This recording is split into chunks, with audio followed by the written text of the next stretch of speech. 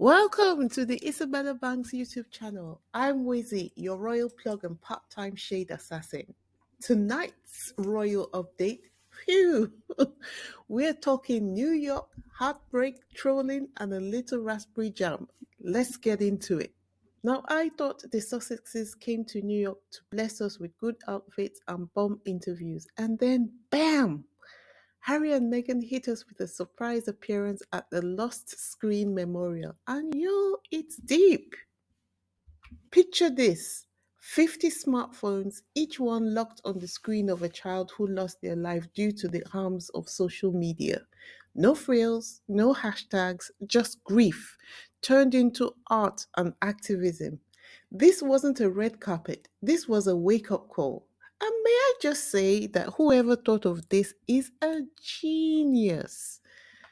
It's simple, effective, and impactful. There's no way that people would not be curious enough to stop and have a look at what was going on there.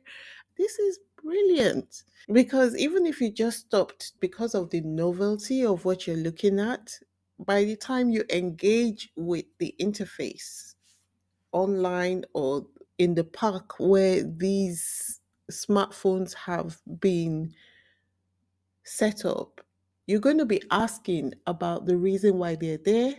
And I think there must be something around which explains why we're looking at children on the faces of smartphones there, which would definitely cause you to think about what's happening with your children in your own life. And that's the point. It raises awareness in a very unique way, which grabs your attention, even the attention of young people, because this is very much a youth led interest, smartphones and what people do with their smartphones. The event was backed by Archewell's Foundation Parents Network, a group of parents fighting for safer online spaces. These aren't just policy warriors, they're moms and dads who lost their babies to the algorithm. And yes, our supposedly irrelevant Duke and Duchess just forced the media to cover it wall to wall. The same press that calls them fame hungry was out here hanging on every word like Meghan was about to drop a new fragrance line called accountability. And guess what? It's working. Thanks to campaigns like this, the UK regulator Ofcom is going to be dropping the hammer fairly shortly. New safety codes are going to be introduced by July. Platforms will have to check themselves before they wreck someone's childhood. If they don't, fines, big ones. Also, let's listen to their heartfelt statement at the event, shall we? First, though, this was Harry and Meghan speaking exclusively to John Kay from BBC Breakfast. The exchanges were conducted off camera, but this is the audio which starts with Meghan talking about the stories she'd heard from various families.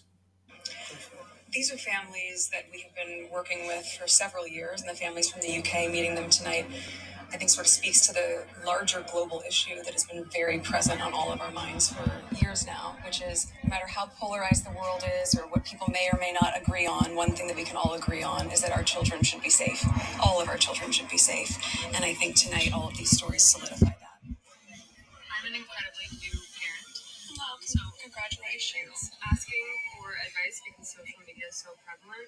What would you say to parents who are trying to navigate social media with their kids right now?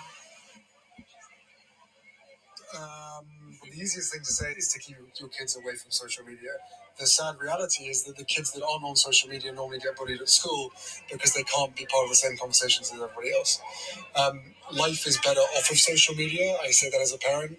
And I say that as someone who's spoken to many of the kids here tonight who are on social media because they've lost a brother or a sister to social media.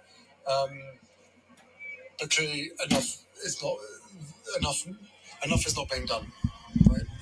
Some of the stories here are truly harrowing. You've been having done this for the last 3 years. So that was Harry and Meghan talking about what they were doing, and you could just see that people were here to listen to what they had to say, and they were prepared to work with them to discuss solutions to the problems. Anyway, I think that they achieved their objective because they've drawn attention to the cause and they've done it in such an innovative way that would reach across the generations who have to be involved in this process, the parents and the children. Anyway, glad that they have done that. Let's see what happens next. Meanwhile, as I logged back into the internet and this headline from the Telegraph slaps me across the face. It says Tina Brown interview. Harry and Meghan talk about doing good, but what good are they doing? Like what? We can easily recite some of the good Harry and Meghan, but of course, being able to recite what they're doing is not the point. The point is the reinforcement of the smear campaign. Funny enough, when I went back to grab a screenshot whilst preparing for this video, I discovered that the headline of the article had changed, which only goes to show that they had prepared the headline of the article in advance.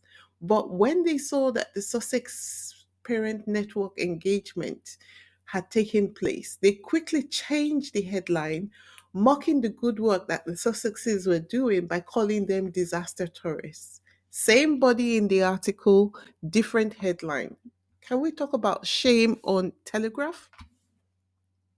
Guys, before we continue, if this is your first time on this channel, welcome. Please take a moment to hit the subscribe button, give this video a thumbs up, and leave your thoughts in the comment section below.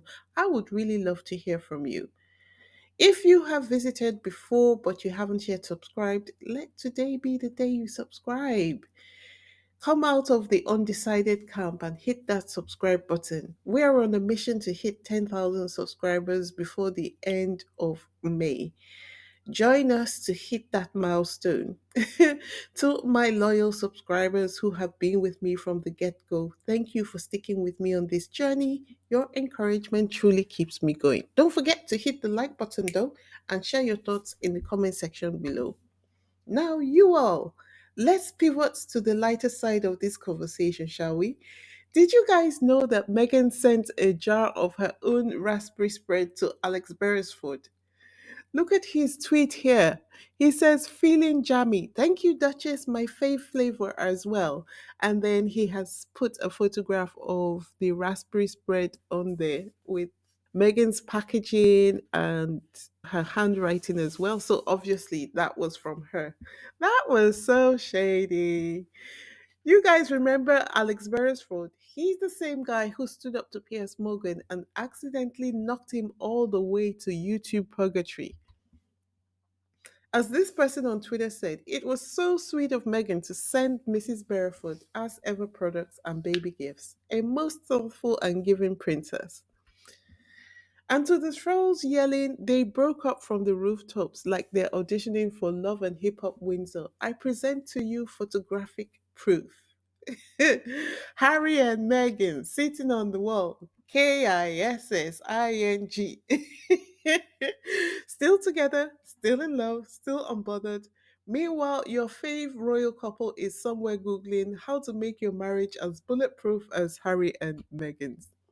Guys, that's all I have for this evening. Don't forget to like, subscribe, and hit that notification bell so you don't miss any updates. Tell me in the comments, do you like my new avatar? I would love to hear your opinion. Thanks for tuning in, and until next time, this is Wheezy signing off. Peace.